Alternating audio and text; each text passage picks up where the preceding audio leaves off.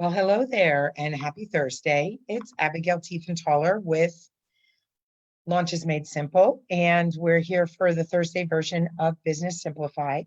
I am traveling, so I apologize if there's a bunch of crazy stuff in the background. So I am actually sitting at a desk at a Hampton Inn in Jacksonville, Florida. I've been here since yesterday and I will be leaving tomorrow. I've been in South Florida for a couple of days, and it's interesting. I think between Leverage Launch back in the beginning of August and between 2 weeks worth of travel on some vacation, much needed vacation with my husband to take a look at some of the places in Tennessee and North Carolina and Kentucky, I have spent more nights in a hotel bed than I have in my own bed. So I'm chipper, which means I'm getting a good night's sleep. Truthfully, without sleep, I don't know how anybody gets through the day. What I want to talk today about is the whole idea of lead getting, because, we talk about simplifying your business. And ideally, if you were on the Leverage Launch event, you realize that everything really starts with how do you generate leads? It doesn't matter what else is going on if you're not able to generate leads. And yes, there's a difference between a good lead and a bad lead. There's a difference between a cold lead, a warm lead, and a hot lead. Leads come in a lot of different varieties. But today I thought I would go through a list of some of the different ways that you can get leads. Now, here's the thing. You can get leads if you have a system to put them into. So for a lot of the business coaches and self-development coaches and the consultants and the service-based entrepreneurs out there, you're posting. You're just posting, and you're posting for visibility, for credibility, to get your message out, hopefully, maybe for authority building, but without having a place to send them, you're not going to get leads. You might occasionally get somebody who responds and says, oh, I love this, or I love your messages, I'm going to PM you, or, I'd love to chat with you. Can you message me so, we can schedule a time? But you won't get leads, right? Leads are something that you then take through a nurture sequence. You then communicate with separately, whether it's automated or live. Leads are something you then follow up with. So as you're going about your day and you're using social media to create whatever content, free training, free information, free inspiration, free statistics, free thought-provoking questions, the question is always, if my goal is lead generation, then where do I take them from there? But it does all start with working. So in this day and age, you have a couple of different ways that you can start the process to get leads. Social media is one, right? So you have Twitter, LinkedIn, YouTube, Facebook, Instagram, and then you have, I don't know, live chat may have advertising, I don't know. Pandora may have advertising. There's a lot of different types of social media platforms. So which ones are you working? The suggestion is always work one or two at a time. And the reason behind that is because you really want to focus on them. You really want to be able to put together a calendar where there's some rhyme and reason to what you're posting. And you're taking these people through a journey to get to know you. So whether it's through providing statistics, providing thought-provoking questions, creating stories, it doesn't matter the content at this moment. What matters is if you're on a platform, don't try to be on all of them at once. So pick a lane, number one. I always talk about picking a lane. You can always change lanes down the road, but you have to start by picking a lane. And the best way to pick a lane is to know a destination, right? You can't get on a highway if you don't know where you're going. But you need that destination.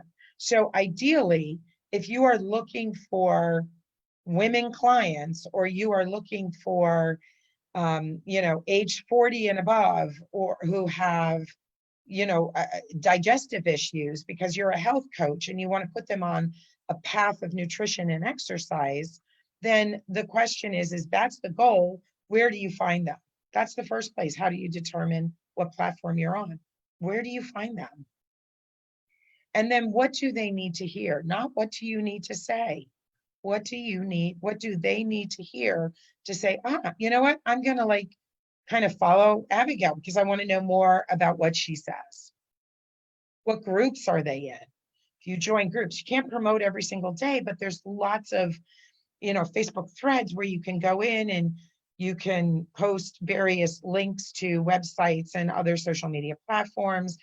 By the way you respond to threads of questions, people might reach out to you. So pick a platform and then make sure that your posts are, whether they're paid or organic, are driving this community to a call to action. So ways to do that, ways to really kind of get in front of your leads consistently if you're picking a platform. Again, organic on social media. Paid would be paid on social media, doing a Facebook ad, doing a YouTube ad. It might be doing local ads if your clients are local. It might be networking, paying to join a networking group, whether it's virtual or online, offline. It might be referrals where you pay, if you're in financial services, you might collaborate with an elder care attorney so that that financial services can help with estate planning or something like that. You might offer them a referral of some kind. So you have to think there's organic, your time and your energy, versus there's paid, which is a little bit of time, a little bit of energy, but some money. So some of the things you can do is when you're posting, you can just do a meme. You can just do a provocative thought question. You can do a storytelling. So other than posting something in writing, all writing, whether you include a graphic or not, you can do a Facebook Live like I'm doing now. It could be a training, it could be 30 seconds, it could be a minute, it could be no more than 3 though, and work on providing a simple tip. You might even start it with, I talked to a client yesterday and my client was asking me about this. And I figured, well, if she has that question, other people might as well. Here was my response to her. Or I just realized that, we need 3, here are the 3 tips that I can give you top line on this. Are you doing any of them? How do you incorporate them into your life? Very short, really kind of very focused, very small little bits of information. You can do that live. You can do that by podcasting.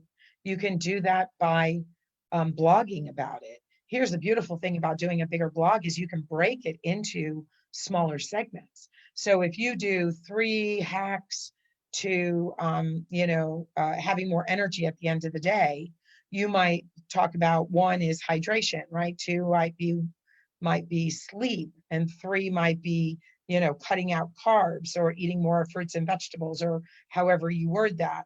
And so now you've got a week's worth of content, because you might go and say 1 hack on, having more energy at the end of the day is drinking water. Why is water important? Or what happened to a client who went ahead and took the water challenge, whatever. But you see, now that's just 1 post, and then you go to another and another. So doing Facebook Lives and doing podcasts can help you break down content into smaller bits, right? You can bring people to a website, but here's the thing. You want to bring people to your website only if you have a call to action on your website. And please don't make it to opt in for tips or opt into my newsletter. Yes, there are people who still do it, and yes, it can be done effectively, but more often than not, a free checklist, a free 10 steps to, a free countdown or something will be a lot more successful in terms of capturing name and email. You might decide you want to do a masterclass or a training. You might decide you want to, I'm sorry about that. You might decide that you want to do a series, right? I actually posted today because I'm trying to get a little bit of research on summits, challenges, and master classes. If I'm going to be providing free content outside of this group that's not included in this training, what's the preferred method and why has somebody selected it? I'm really curious. So if there's anybody in this group that has really kind of investigated summits, challenges, and masterclass, did they choose an option? Why? And how did it work for them? Because there's reasons and benefits to doing all. So look at workshops of some kind or another. You can do them free, like in the form of a masterclass. You can do one, you can do a series, right? You can do them paid. Maybe you're going to do an intensive, like, get your closet organized. And for $49, you get to participate in a Zoom call, and you get to put your computer in your closet, and you get to work with a bunch of other people who are organizing their closet. How are they organizing it? And what are they going to do? What habits can they start to add to their life to make their organization more successful? How will it impact their life? You can do things like that. Networking is great. And, whether you're networking in a networking group or whether you're going into groups and saying, hey, let's do a live Zoom and, pick it up and schedule it. Networking doesn't always have to be paid. It doesn't always have to be scheduled. It could be a little spontaneous, and you can take it from there. I talked about referrals. I talked about websites. I talked about speaking. That's another one. We've gone from X amount and thousands, like 7,000 plus live conferences and events that were happening to over 9 or 10,000 virtual events that are happening. Speaking opportunities are more available than ever.